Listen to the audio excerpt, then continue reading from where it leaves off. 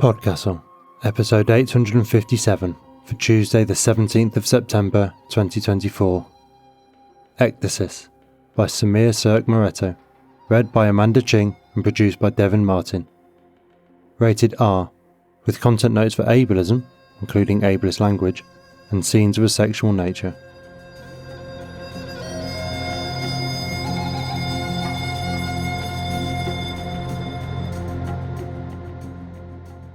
Good morning, good day, good afternoon, and good evening, and welcome to PodCastle, the flying castle of fantasy fiction. I'm your host, Matt Dovey, and it is a genuine honour to present this week's episode for you, because it's a PodCastle original, a story debutante, and because it has so many important and resonant layers to it that I honestly don't expect I will be much use in the outro, because this story speaks to me, and through me, and subsumes me like water. I'm so very excited that we get to be the people to introduce the world to this. Ecdysis, by Samir Cirque Moretto, narrated for you by Amanda Ching. Samir Cirque Moretto is a scientist, artist, and flesh heap. They are also a two-time Brave New Weird shortlister and a Friction Fall 2022 Flash Fiction finalist. Some of their published and forthcoming work can be found in The Skull and Laurel, Flash Fiction Online, Ergot, Nightmare, and The Drabblecast. Amanda Ching is a male mom. Neither rain nor snow nor elder gods can stop her. And now pay attention, for our tale is about to begin, and I need you to hear it, to listen, that it might transform you for the better.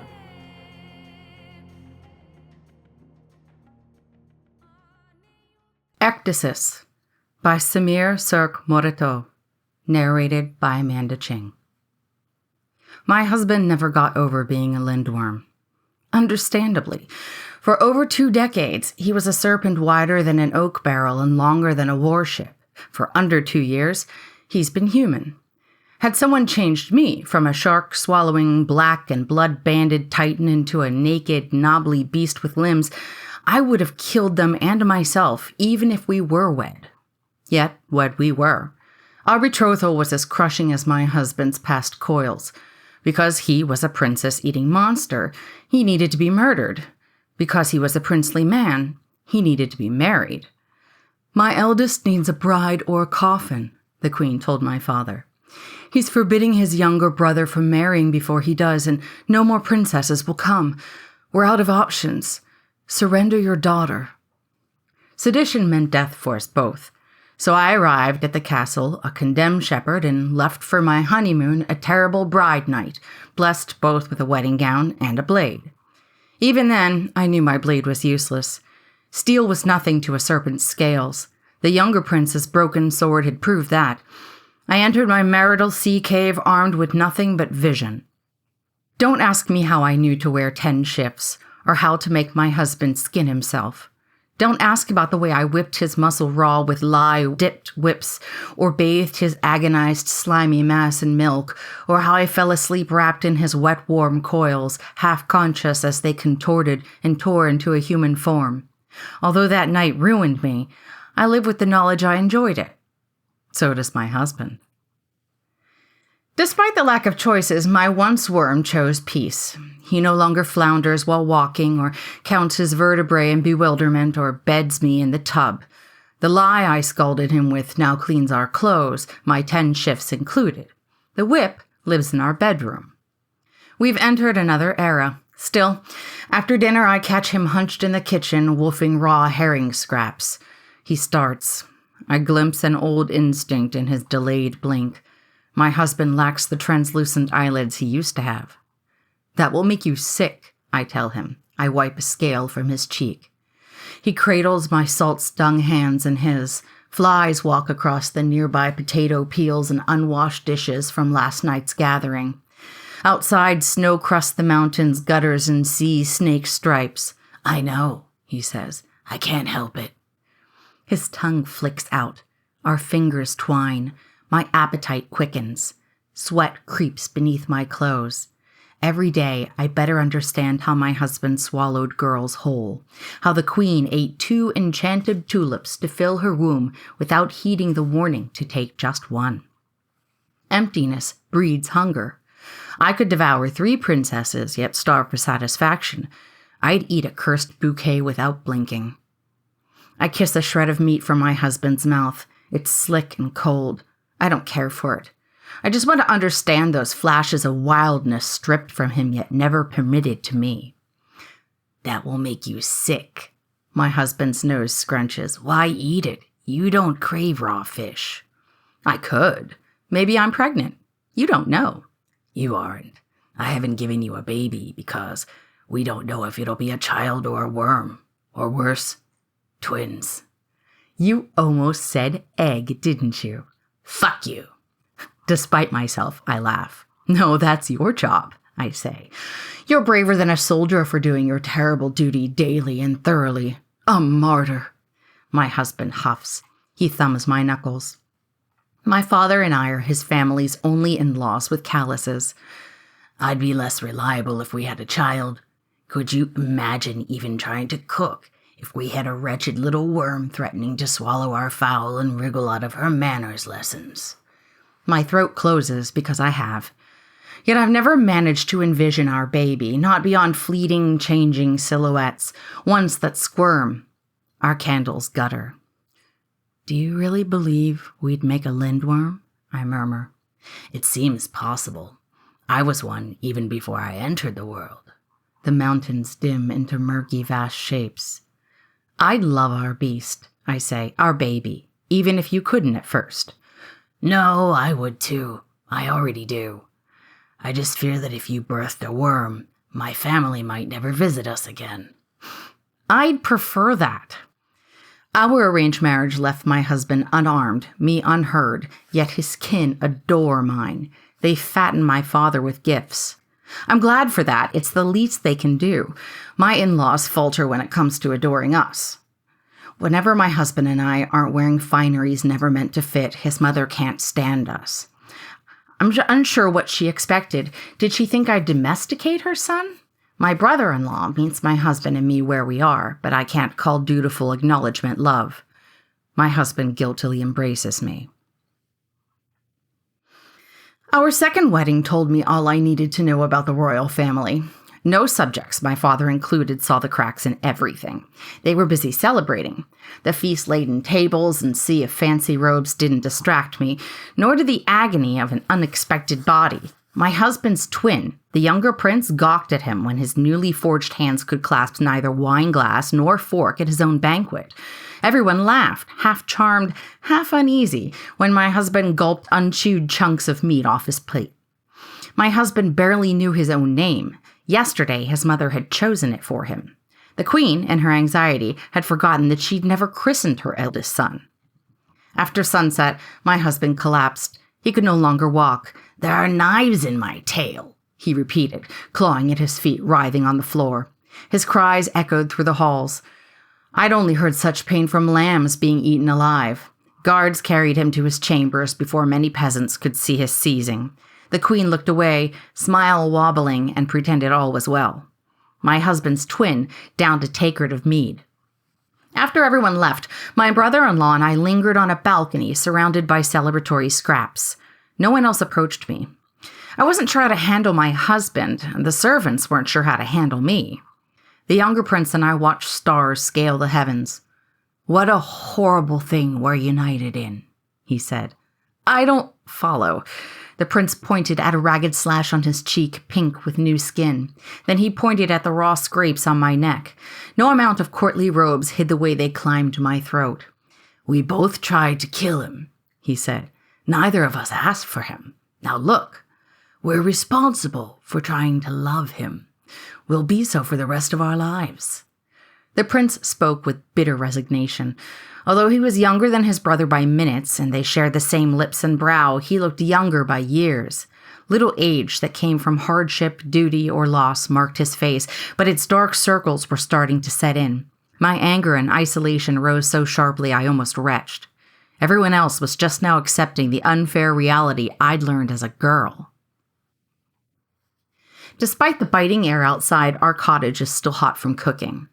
We stand sweating in our cluttered house, our belongings barely squeezed between all our gifts. After our in-laws visit, there's even less space. I'm sometimes uncertain that either of us lives here. My husband slips his hands beneath my apron. Shed that layer. All right, Prince. My husband rolls his eyes. I'm trying to help you. His obscene flexibility doesn't grant him the dexterity for undoing knots. I only tie bows now. I squirm back into my husband's arms as he folds the apron.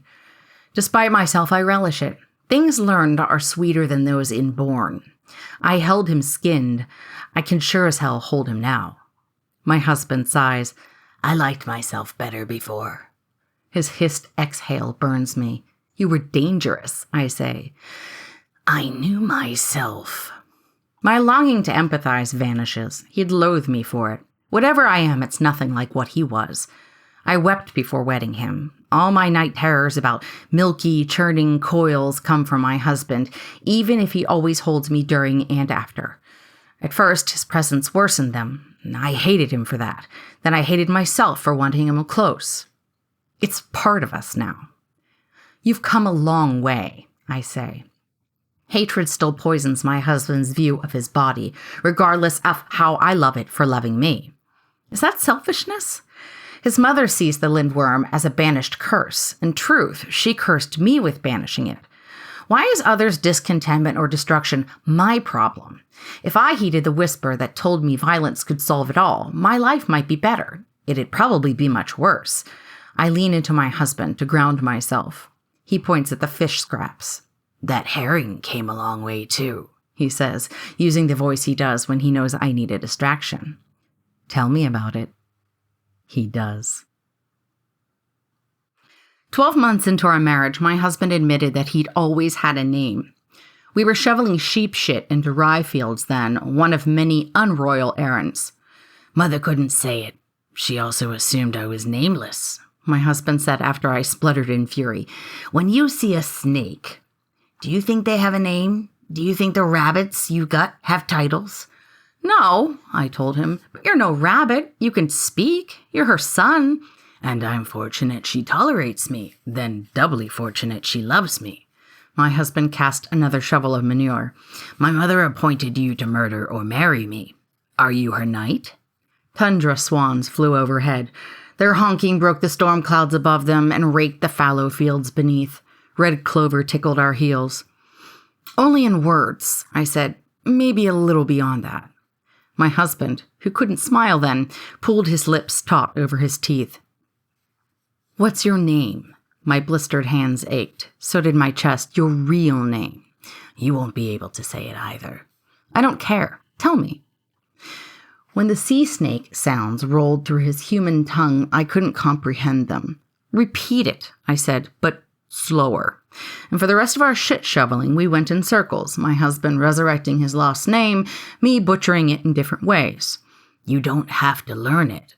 After my 20th try, my husband dropped his shovel. His hair stuck in sweaty curls to his brow. His limbs shook. My new name is fine. A memory of helpless concession crept into my head, of mortality and wedding robes. It burned me. I hurled my final shovelful of dung as hard as possible. It scattered across serpent after serpent of tilled soil. I'm going to. I scowled. It's your name. Until I get it right, I'll just call you my husband. My family will think you're losing your mind. I don't care. I gathered both shovels. My husband stared at me in bewilderment. The white scars that marked where scales used to attach, a mesh that dappled his whole body, glowed beneath the dirt on his arms. He looked at me as if he were a creature from a dark world seeing sunlight for the first time. Uncertainty undercut me. Was this my selfishness masquerading as consideration? We don't have to commit to this, I shuffled, conscious of my dirty face and wide shoulders. Is it something you want? My husband opened his mouth, closed it. His lips pulled back once, then twice, before wobbling and pressing shut. He wiped his eyes. Though I had seen him in far more carnal situations, the glint of moisture stunned me. I looked away. It was my fault he'd gained a form that could cry. Watching him do it seemed violating. Yes, my husband said, it is. Maybe herring have more interesting lives than people. Maybe their lives sound so interesting because my husband loves talking about the seas that surround us.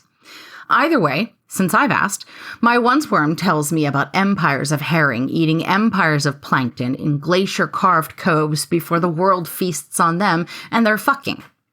He waxes about sea lions, saithe, orcas, and tuna, plunging through millions of herring and seabirds piercing the surf like arrows to salvage what they don't take. Everything hinges on passion. Flesh. While my father and I ate herring for a year straight to avoid starvation, my husband swam miles undersea, biting his way through a world silvered with vicious vitality.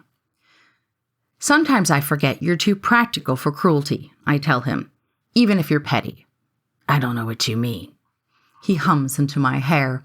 I brace my cheek against his collar. When you killed your first 2 brides and tried to kill me, I say, you were more hungry than you were vengeful. Everything in the sea has a name and a voice, doesn't it? Including those herrings. Everyone rips them apart anyway. When you came ashore, I bet people seemed no different than sharks or saithe. You didn't realize that eating them had made you a monster. I expected a lindworm bride, my husband confesses. I didn't know why the creatures who'd lent me their surname kept bringing me women like themselves. I assumed they were dowries. I'm grateful you survived. I wouldn't have known what I'd lost by eating you. What did my husband lose when he ate the princesses besides more wealth? I imagine the 2 women in their wedding gowns, lush with braids and floral veils. I'm sure they flinched when they stepped into the bridal cave. Their feet hadn't touched anything harsher than silk slippers or rushes. They couldn't have whipped a lindworm. I bet they couldn't even have milked a goat. Had I been the worm receiving brides, I would have squeezed them in half for living so softly while the rest of us suffered. My husband, lost in thought, squirms. After everything, I know what's coming. Even while you were a lindworm, I skinned you. I beat you so hard, you changed shape. I cup his face. You weren't that big or bad. I'm not afraid of you anymore. My husband caresses the claw scar on my neck. In some ways, I died when the Queen enlisted me. My father and I grieved my death before I even left home. Wanting to live doesn't overwrite knowing you won't. Unlike everyone else, I was expendable. Dead princesses are expensive. So are dead knights. Dead shepherds are cheap. Yet here I am. I'll never tell my husband what the Queen requested last night. My husband and I had been married for 19 months. Because happiness had split our nightmares and grudges had ebbed, we'd invited our families over to celebrate. The ale and chatter were thick when the Queen towed me outside at nightfall. White-faced owls called in the wood. From one woman to another, she said, mortified. I'm sorry. God, I didn't realize you were dressing him thrice a week. I can have servants set out to do this for you. That's all right, it isn't difficult. It wasn't. I didn't want people in my home anyway. Not in my business or under my power. I decided against telling the Queen that for the first 6 months of marriage, I had dressed her son daily. She gave me a long look before taking my shoulders. I know you intended on being a common wife, she said, not a monster slayer, not a caretaker. Despite everything you've cared so well for my eldest, please continue bearing him. We'll provide whatever comforts make it easier. I stared. Her palms were soft. The fur trimming her sleeves cost more than my childhood cottage. My husband's sibilant voice poured from the windows alongside the firelight. Bear him? I said. As if her son failed to function by choice. As if I didn't catch him crushing laces between fingers he'd never asked for every morning and weeping silent enraged tears when he couldn't tie them. As if he wasn't the first to see me in full, spit in my mouth and call me worthwhile. The Queen's face twisted. She made the expression Hughes did before abandoning malformed lambs. He should resemble his twin more, she said. No one emerges from curses the way they were before. I said finally. If I was tolerating my husband like some nursemaid, then the tolerance was mutual. Maybe if he was monstrous, tiresome ward, and I a common tired wife, we would be tolerating each other. I opened my mouth to tell the Queen that I loved having her son inside my house, inside me. I closed it when her ringless hands flashed in the dark. I had married her son on her order. We were chained together. She pitied us. If I confided in her, she'd look at me with discomfort. Our shared greed meant nothing. The Queen sniffled. Don't fret, I patted her arm. When I see my eldest now, I wish his scales had been soft, she said. Death would have been merciful. I love him too much to see the crippled way he lives. Visiting you is very difficult for me. The Queen looked at me as if I sympathized. Can you be a knight for me once more? Her voice was low. Can you finish this? I didn't reply. When thoughts about biting chunks from her face wormed in, I withdrew my hand. We returned inside. As my husband argued with the twin he didn't mirror, something close to affection in their voices, I drank. I convinced myself that the exchange outside had never happened. Reality assaulted me again when I sat in my husband's lap and teased him about the difficulties of strangling geese for dinner. While my father and brother-in-law laughed, I glimpsed the Queen's face. Her disgusted confusion stunned me. Then I understood.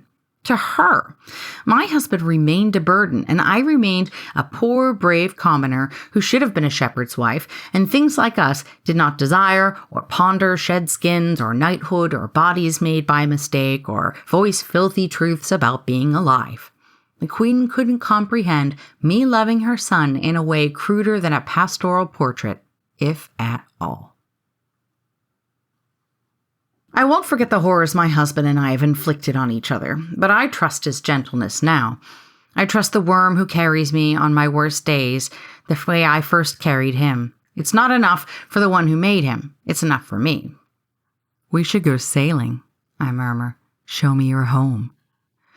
I should have unsloughed my shifts and become a beast instead. What a wedding that would have been. My husband trembles. It isn't the same, he says. It will never be the same. It never is. How ironic. We're both worms turned unwilling heroes. My husband sobs. We embrace, terrestrial and terribly alive, left to all our rituals that are supposed to make this life run. When we're finished crying, I kiss him hard enough to catch my lip on his teeth. I want a baby. My bleeding mouth mashes against his. I want twins. I hope they're worms. I hope they eat this fucking miserable kingdom. No one expects us to be happy or alive. We'll be both. My husband licks the blood from my lip. He may love his family, but the way his hands shiver over me tells me that he loves me more. Me, with all my cruelty, hunger, and determination to live. He grabs a fistful of my hair and bites at my ear.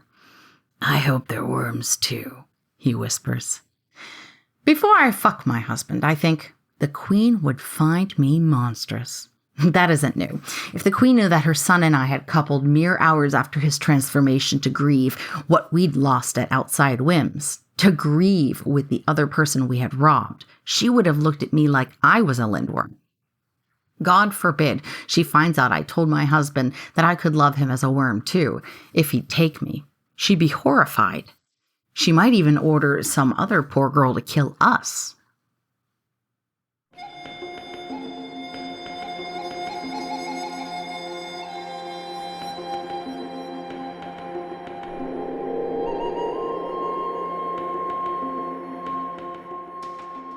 And welcome back.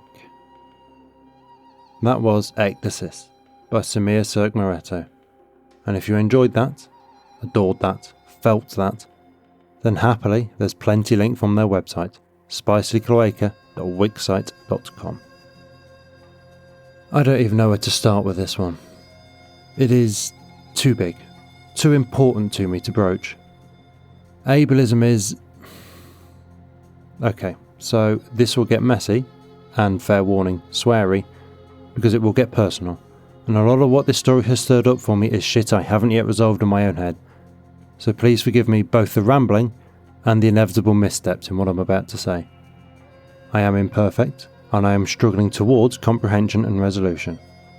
Ableism is embedded deep inside me, was put there by the flawed society I grew up in and continue to exist in, and I am fighting so hard to overcome it because the primary person I hurt with my ableism is myself. For a lot of years, I put a huge amount of pressure on myself to push through, keep going, take on everyone's burdens and get on without complaint and achieve. Because what did I have to complain about? I was white, male, cis-hetero, middle-class and able-bodied from a comfortable country that has forgotten what conflict actually feels like. This, as I've spoken about at length, was not entirely true in hindsight, and resulted in a massive mental collapse through 2021 as the burnout of unconsciously compensating for undiagnosed neurodivergence finally scorched through the last of my reserves and left me a barely functioning, deeply unpleasant shell of a person. The work to rebuild from that has been long, is ongoing, and will still fall short of who and what I was capable of before. I am, undoubtedly, disadvantaged and overburdened by my neurological differences. Autism and ADHD are not superpowers, despite what some well-meaning but ultimately very irritating people insist. For the most part, they are just differences, and certainly for me, a large part of my struggles are grounded in the social model of disability, wherein issues only arise because the world isn't set up to accommodate me. Please, do look that phrase up to read more. But there is still a portion of both diagnoses, and always some portion, greater or lesser for those of us across the spectrum, that is, bluntly, a disability. And as I write that, it occurs to me, why did I need the adverb bluntly? And the honest answer is because disability feels like a value judgment, feels like a curse, an invective. This is internalised ableism. This is ugly and wrong, and repairing it is the work I am trying to do, and I am frightened to be so honest about this flaw in myself here. But it illustrates exactly the point I need to make, the point that sang in the bones of this story and gave me both goosebumps and tears. Disability is not a dirty word. I shouldn't shy away from it. Fuck, I shouldn't even embrace it because it simply should not be that important. It's not just me that's disabled in our household. We're all diagnosed with one or more flavours of neurodivergence now. But my wife Claire was also diagnosed with multiple sclerosis 3 years ago, and we are still coming to terms with that, and it's still continuing to take its degenerative toll. We were at Worldcon together a few weeks back in Glasgow, and there was much discussion beforehand about her taking her mobility scooter. She can walk, but the fundamental debility of her MS is energy levels, and walking for an hour will wipe her out for the rest of the day, and exacerbate all the other symptoms, the balance, the grip strength, the ability to find words, all the myriad fucked up ways that disease steals from you. It should not have been a debate. But for the internalised ableism, the fear of society seeing you differently, the anxiety of standing out. And here's a thing we've noticed since she's used mobility scooter, a really fucking upsetting thing, and something that I admit I am a lesser person for not fully recognising before it affected us personally. Once you are disabled, you are invisible, because people would rather pretend you didn't exist. Some of it, I think, is misplaced politeness, fear that acknowledging the difference would be so rude that it is better to not even acknowledge the person at all, which is 18 shades of fucked up and wrong. Some of it, though, is just plain ableism, I'm sure. That animal fear of disability, disease, difference. The pity, oh my God, the disgusting pity. And so when the Queen, here, asked the wife to bear her husband like a fucking cross she must drag to Golgotha, when she says, death would have been more merciful, I love him too much to see the crippled way he lives, as if there could not possibly be any joy in his life still, because she cannot imagine such if she shared the same burden. When the wife recognises that the Queen couldn't comprehend me loving her son. Holy shit, do I feel seen in a way that I still struggle to see myself. And, talking of death would have been more merciful, that's the true sentiment underlying anti-vaxxing, the one they're too ashamed to state plainly. I would rather risk my child's death than risk them being autistic like yours. Fuck you. Fuck you. Ableism not only taints the way the world treats disabled people, it is so omnipresent that it soaks through your skin and taints the way disabled people treat themselves. It is oppressive and inescapable, and so completely, utterly fucked. Claire and I were each only diagnosed as autistic last year, halfway through our lives. So, when we met, we were not only mistaken about ourselves being neurotypical, we were mistaken about the other being neurotypical.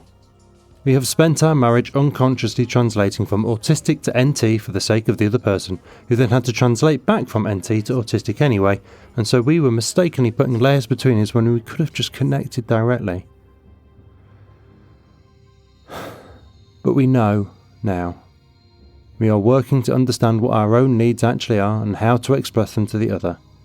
We are learning communication strategies that work for us, not for a world where politeness and approaching topics side-on matters more than clarity. I hope, and trust and believe and crave that we make it, that we build to a new understanding of ourselves and each other. And, like the wife and the worm here, returning to his home, it won't be the same. It will never be the same. But it will be us. It will be ours, and fuck anyone who thinks it's wrong for that. So thank you, Mix Moretto, for this story, this incredible story. I hope it changes the world, and I hope everyone who's listened to it today goes away and thinks about the ableism they too have internalised. And I honestly say that without rancour and without judgment, because you cannot be blamed for what you have unconsciously inherited, only for what you do or do not do once you recognise it's there. But at the very least, this story is changing my world and changing me. Thank you. Thank you. That was our show for this week. On behalf of everyone at PodCastle, your co-editors Shingai Enjoro Kagunda and Eleanor R. Wood, assistant editor Caitlin Zavanovich, audio engineers Devin Martin and Eric Valdez, and our many wonderful first readers, Andrew Cahoe, Craig Jackson, Amalia Harrington, Julia Patt, Kieran Coulsini, Ryan Cole, Sarah S. Messenger, Shrikripa Krishna Prasad, Tava Nova, Tierney Bailey, Zeev Witties, and myself, Matt Dovey. Thank you for letting us share another story with you. The legal bit. PodCastle is part of the Escape Artists Foundation, a 501c3 non-profit, and this episode is distributed under the Creative Commons Attribution Non-Commercial No Derivatives 4.0 International License. That means you can share it, and please do, but you cannot sell it and you cannot change it. If you want specifics, check creativecommons.org. Our music is by Shiva in Exile. Everything we do on PodCastle is 100% donor funded, and if you'd like to support what we and the rest of EA do, please join us on our Patreon at patreon.com/EApodcasts. Prefer another method? There's details for supporting us via Twitch, Amazon Prime, Ko-fi and PayPal on escapeartist.net. We'll be back next Tuesday with another fantastic tale. In the meantime, you might care to check out our sister podcasts, Escape Pod for science fiction, Pseudopod for horror, Cast of Wonders for YA speculative fiction, and Catscast for speculative cat stories. If your heart belongs to us though, we'll see you next week. Be safe and be kind.